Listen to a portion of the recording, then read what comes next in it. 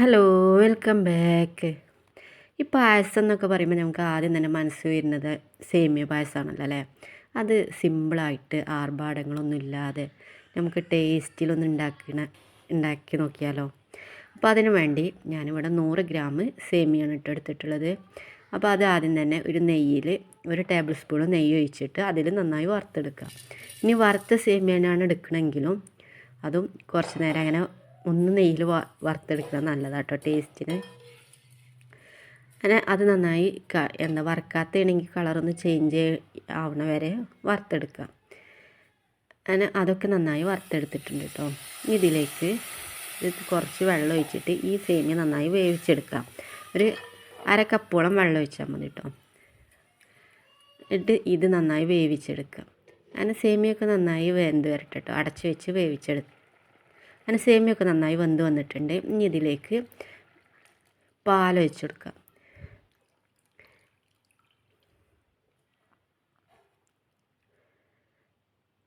ഇനി പാലൊക്കെ നന്നായി തിളച്ച് വരട്ടെ കേട്ടോ.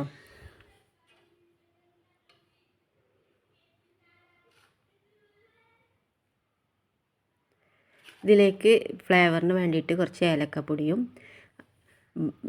ടേസ്റ്റ് ബാലൻസ് ചെയ്യാൻ വേണ്ടിയിട്ട് ഒരു നുള്ളു ഉപ്പും ഇട്ട് കൊടുക്കുക. ഏലക്കപ്പൊടി ഒരു 1/2 ടീസ്പൂണോളം ഇട്ട് കൊടുക്കണം കേട്ടോ. അങ്ങനെ പാലൊക്കെ നന്നായി തിളച്ച് വന്നു. ഇനി ഇതിലേക്ക് ആവശ്യത്തിനുള്ള മധുരം ഇട്ട് കൊടുക്കുക. പായസമൊക്കെ ആകുമ്പോൾ കുറച്ചൊക്കെ മധുരം വേണമല്ലോ. അങ്ങനെ ഇപ്പോൾ കുറച്ച് ഇട്ടിട്ട് ഇനി മധുരം കമ്മിയാണെങ്കിൽ പിന്നെ ഇട്ട് കൊടുത്താലും മതി കേട്ടോ.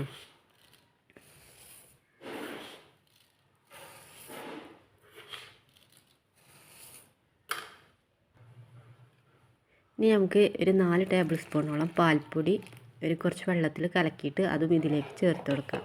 ഒരു ടേസ്റ്റിന് വേണ്ടിയാണ്. ഇത് ഓപ്ഷണലാണ് കേട്ടോ. നമുക്ക് മിൽക്ക് മെയ്ഡ് ചേർത്തുകൊണ്ട് ഉണ്ടാക്കുക. അതിന് പകരം ഇങ്ങനെ ചേർത്താലും മതി കേട്ടോ. ഇതും നല്ല ടേസ്റ്റാണ്. അതിന് ശേഷം ഒരു 2-3 മിനിറ്റോളം നന്നായി തിളപ്പിച്ചതിന് ശേഷം ഇതിലേക്ക് അണ്ടിപ്പരിപ്പും മുന്തിരി ഉണ്ടല്ലോ, എന്താണ് ഉള്ളത് അണ്ടിപ്പരിപ്പ് മുന്തിരിയൊക്കെ നന്നായി നെയ്യിൽ വറുത്തിട്ട് അതും ഇതിലേക്ക് ചേർത്തെടുക്കാം. അങ്ങനെ നമ്മൾ അടിപൊളി പായസം ഇവിടെ റെഡിയായി. സിമ്പിളായിട്ട് ഉണ്ടാക്കുക. അപ്പോൾ എല്ലാവരും ഒന്ന് ട്രൈ ചെയ്ത് നോക്കിട്ടോ.